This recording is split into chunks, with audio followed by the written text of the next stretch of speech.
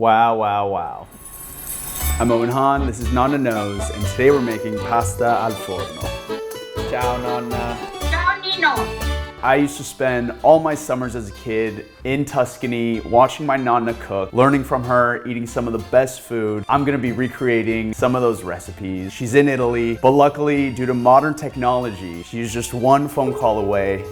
Ciao, Nino. Ciao, Nonna. Come stai? Bene, bene. Quando vieni in Italia? Everyone's got a grandma. I have a Nonna. They make the best food. Più luce, sì, sulla faccia. Oddio, no, meno luce. No, stai bellissima, nonna. Nonna's recipes are very specific, which is what makes them so special. No, ma pepe e burro che possono mettere insieme. I'm on a mission to recreate them using her techniques. And when I'm done, I'm gonna give her a call, show her the results, and she'll give me a rating on a scale from 1 to 10. 1 a 10, cos'è il voto? Wish me luck. Chiacchieriamo. Ciao. All right, we've got all the ingredients here for her pasta al forno recipe. Crushed tomatoes, this is for the base of the tomato sauce, as well as onion, a little pinch of sugar, salt, olive oil, pepper, simple tomato sauce, don't overcomplicate it. For the bechamel, we got milk, butter, flour. We basically create a little roux, mix in a little nutmeg. Cannot have pasta al forno without pasta. She recommended penne just because that's what she likes. So that's what we're gonna use. We're gonna top everything off with some Parmigiano. All right, so first step, the Pomodoro sauce. The only thing we're cutting today is this onion. So when I was talking to Nonna, she mentioned how this typically is done with a ragu bolognese sauce, but I remember eating this many times with a tomato sauce as well. Il sugo con il pomodoro e qualche volta, ma è diciamo più laborioso. Laborioso vuol dire ci vuole di più a farlo. It's a lot less work than a meat sauce, and it's gonna taste just as good. So a little bit of oil, enough to really coat the bottom of a pot. And I could probably let the oil heat up, but just add a sizzle sound. It's cool because everyone really makes their sauce a very different way. So my dad, he uses garlic. Tuo padre il sugo lo faceva con l'aglio. Sì. Da buon cinese lui adorava molto aglio. Sì. Io invece adoro poco aglio. It's just so different how these come out. So his is more rich and just very flavorful, whereas this is super light. Leggero e dolce. Sì, Era molto buono. saporito. Sì, sì. Now for tomatoes, that is the next step. And now this is where she seasons. So we go in with a nice pinch of salt. And the key ingredient here. Ti ricordo una cosa, che se tu fai il pomodoro, Sì. ci devi mettere sempre mezzo cucchiaino di zucchero. Sì. To counteract that acidity of the tomatoes. One thing we're trying to do is really reduce the liquid. Nonna made a point about making sure your sauce is relatively thick because we're adding another sauce, so you don't want everything to be like swimming in sauce and being too liquidy. So we'll let this go for 15 minutes. We'll now work on the bechamel. For bechamel, super simple. It's just equal parts flour, butter, and then we streamline milk until we get the consistency we like. Maybe 2 tablespoons. I'll go one more. So 3 tablespoons of butter. We'll let that melt, and then we're gonna add 3 tablespoons of flour. That's how equal parts work, I think. The thing with bechamel, I remember eating it all the time as a kid. I would say this is Italy's closest thing to like white sauce. Alfredo sauce isn't a real thing. We have our flour here. Now, obviously, you can measure this to make sure you're getting the equal parts. But when I asked her, I was like, are you measuring this? She's like, come on, what kind of question is that? She kept referencing, Bravo, a occhio, leggevo la ricetta. we're making Nonna's recipe, we're gonna cook it how she does it. So 1 tablespoon-ish, 2, 3, give or take. And once that's in, you're creating that sort of paste roux here. And now we'll just add a little bit of milk. With 3 tablespoons of butter, I'm probably going for 1.5 cups of milk. All through sight, baby, let's go. Maybe another half cup. I mean, you can see though, it's thickening up very quickly. A little bit more, let it cook. Nonna said salt, and then a little bit of fresh grated nutmeg as well. Yeah, so that's the consistency you're kind of looking for, is kind of like a thick gravy. And once we cut the heat as well, it'll cool down a little bit, thicken up. So there we go. Our two sauces, bechamel, tomato sauce. While those two sauces heat up and warm, we can get our pasta water ready. One important note she made is the packaging says cooks in 11 minutes. We are baking this dish, so obviously it's gonna be cooking even more. And Nonna's tip was... Allora tu le fai al dente, le fai 8. Allora, 2 minuti Poi sotto. devi il caldo. We got 11, we're gonna be cooking this in 9 minutes. And now we're just chilling.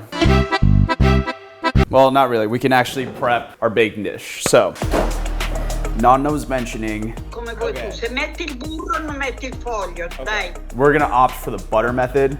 It's a lot tastier than parchment paper. This is not a technique that Nonna told me she does, but I'm just gonna use my fingers here because I can. And I think it's just an easy way to spread room temp butter. Che deve essere rettangolare, See? non meglio rettangolare. We probably could have used a bigger one, but the one I had literally broke as I was trying to get it out of the cabinet.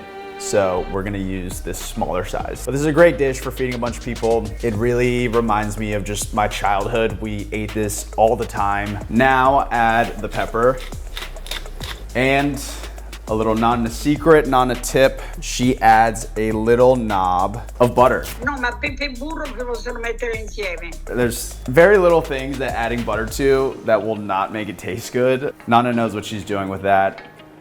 One thing I think I forgot to ask her, and I'm questioning, no basil. I don't know if that's because she doesn't do it or she forgot. Let's see if she answers.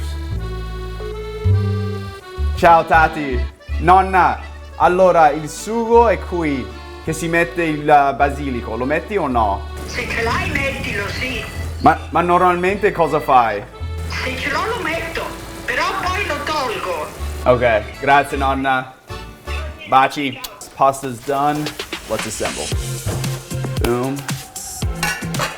Boom. So these tools are very dear and near to my heart. Both of these are from my great grandma, and these are both gifts from Nonna herself. She gave me this last year on my birthday and engraved my name on it. They're super old, that's all I know. So we're gonna use this. The layering, this is very critical in getting this dish to come out great. After a lot of back and forth with Nonna, we have bechamel as the first layer. Get a spoonful in there, coat the entire bottom. Next up, add the penne. Wow, this dish actually works perfectly.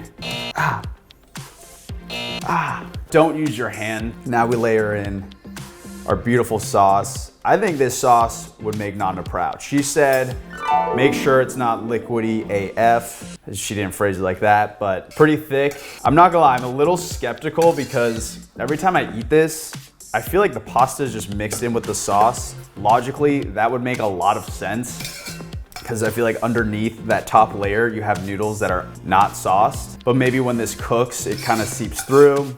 We'll find out. This never works this perfectly. I usually have extra noodles or extra sauce. We've got Nonna on our side, so everything is gonna work perfectly. Cover the entire top with this bad boy. No wasting, every little bit. Now we'll just go edge to edge here. I feel like a lot of recipes people see online add mozzarella with each layer, but we're not making a lasagna here. This is pasta al forno. This looks beautiful. Now the final step, very, very important. We haven't added an ounce of cheese to anything. So we're gonna make up for that with a boatload of Parmesan all over. There we go. This looks pretty awesome to me. Going into the oven at 180 degrees Celsius for 30 minutes, and then we're gonna broil for the last 10. Goodbye. Wow, wow, wow. So this is literally with just the bechamel and Parmesan. We've gotten this crazy crust. Seeing this is just peak childhood. Typically, I would say let this cool for like at least 10 minutes. I'm so impatient. So we're gonna call Nonna up and see what the inside of this bad boy looks like. Ciao. Lo vedi? Ah, perfetto. Però prima lo devo...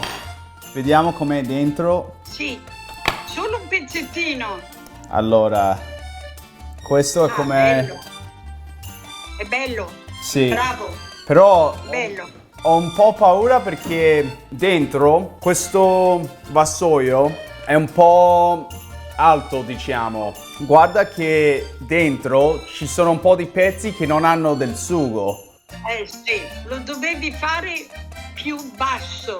Ok, allora era il vassoio che si deve usare uno più... Sì, Sì, meno strati. capito. Più sugo. C'era veramente abbondante sugo. Magari è buono. Brucia? Scotta? È buona, è molto molto buona. E brucia anche. No, aspetta a mangiare. Ho lasciato il basilico nel sugo di pomodoro. Va bene così. Va bene? Sì, va bene lo stesso. Ok. Va bene. E poi Nino, fai a occhio. Sempre a occhio, nonna. Sì, sì. Dai, beh, però nell'insieme è un bel pasto. Sì, no? sì, molto. Allora questo 8,5. 8,5, ok, ok. Ciao Nino. Grazie nonna, buonanotte. Well, that was great. We're getting there. We're still making Nonna proud, but just goes to show, Nonna knows.